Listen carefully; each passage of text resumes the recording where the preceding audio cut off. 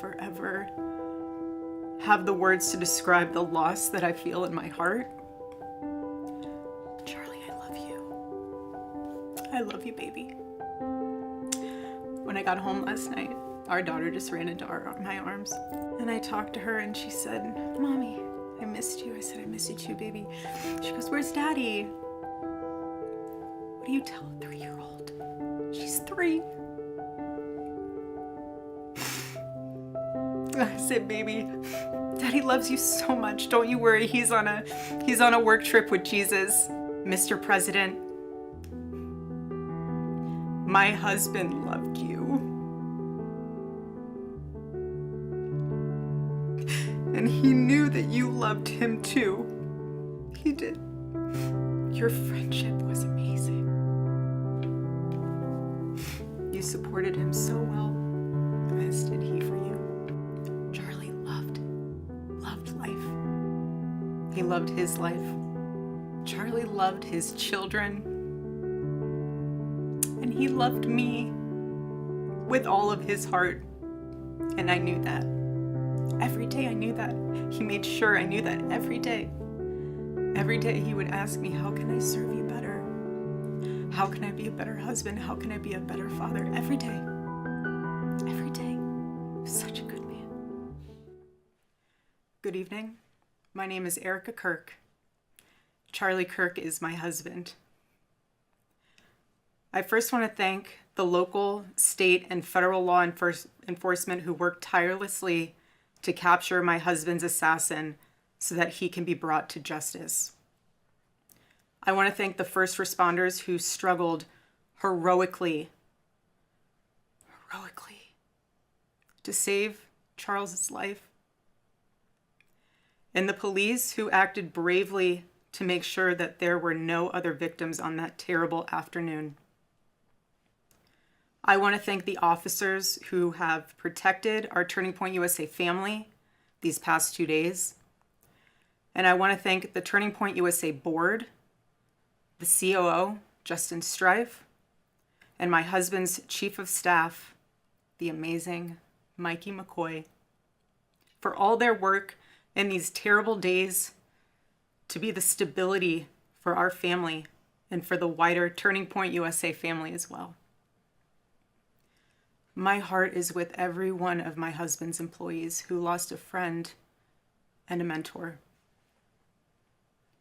I want to thank the staffers of his amazing Charlie Kirk show, who helped him broadcast from this studio, this chair. Every day he loved it. He loved what he did. I want to thank the millions of people who have shown their love for Charlie here in Phoenix, across America, and worldwide. I want to thank my husband's dear friend, Vice President Vance, and his phenomenal wife, Usha, for their love and support. You guys honored my husband so well, bringing him home. Both are tremendous. I want to thank President Trump and his incredible family for the same.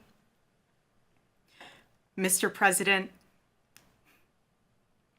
my husband loved you.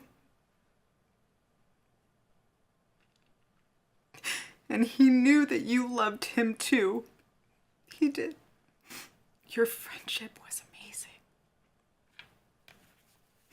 You supported him so well, as did he for you. 2 days ago, my husband, Charlie, went to see the face of his Savior and his God. Charlie always said that when he was gone, he wanted to be remembered for his courage and for his faith. And one of the final conversations that he had on this earth, my husband witnessed for his Lord and Savior, Jesus Christ. Now and for all eternity, he will stand at his Savior's side, wearing the glorious crown of a martyr. Charlie loved life. He loved his life. He loved America. He loved nature, which helped him always bring him closer to God. He loved the Chicago Cubs. And my goodness, did he love the Oregon Ducks. Want me to say go Ducks, so I have to since they play on Saturday. So go Ducks. But most of all, Charlie loved his children. And he loved me with all of his heart. And I knew that. Every day I knew that. He made sure I knew that every day. Every day he would ask me, how can I serve you better? How can I be a better husband? How can I be a better father? Every day. Every day. Such a good man. He still is a good man. He was the perfect father. He was the perfect husband. Charlie always believed that God's design for marriage and the family was absolutely amazing, and it is. It is, and it was the greatest joy of his life. And over, he would tell all these young people to come and find their future spouse, become wives and husbands and parents. And the reason why is because he wanted you all to experience what he had and still has. He wanted everyone to bring heaven into this earth through love and joy that comes from raising a family. It's beautiful. Charlie always said that if he ever ran for office, I know a lot of you asked if he ever was going to, but privately he told me if he ever did run for office that his top priority would be to revive the American family. That was his priority. One of Charlie's favorite Bible verses was Ephesians 5, verse 25. Husbands, love your wives as Christ loved the church and gave himself up for her. My husband laid down his life for me, for our nation, for our children. He showed the ultimate and true covenantal love. I will never, ever have the words to describe the loss that I feel in my heart. The evildoers responsible for my husband's assassination have no idea what they have done. They killed Charlie because he preached a message of patriotism, faith, and of God's merciful love. But they should all know this. If you thought that my husband's mission was powerful before, you have no idea. You have no idea what you just have unleashed across this entire country. In this world, you have no idea. You have no idea the fire that you have ignited within this wife.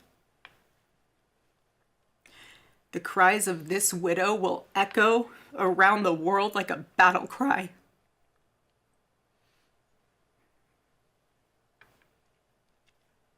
To everyone listening tonight across America, the movement my husband built will not die. It won't. I refuse to let that happen. It will not die. All of us will refuse to let that happen. No one will ever forget my husband's name, and I will make sure of it. It will become stronger, bolder, louder, and greater than ever. My husband's mission will not end, not even for a moment. And in a world filled with chaos, doubt, and uncertainty, my husband's voice will remain. And it will ring out louder and more clearly than ever.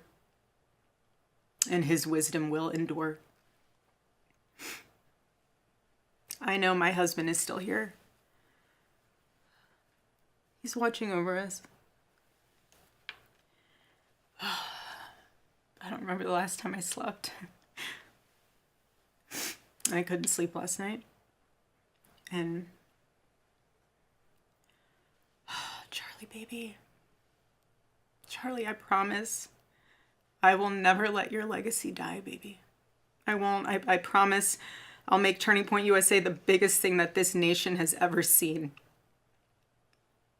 I promise. Oh, Charlie, I love you.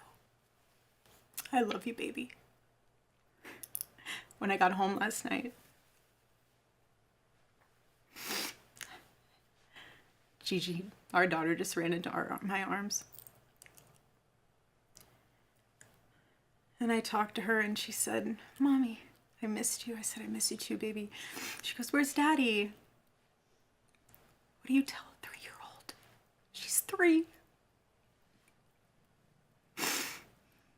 I said, baby, Daddy loves you so much. Don't you worry. He's on a work trip with Jesus, so he can afford your blueberry budget.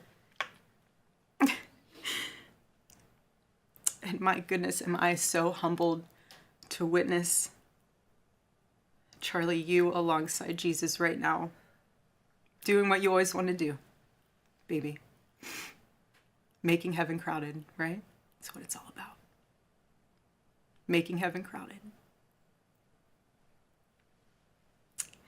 I can't wait to see you again one day. Thank you all again who love my husband, who supported him, who wrote him an email every single day during his radio show. He read all of them. All of them.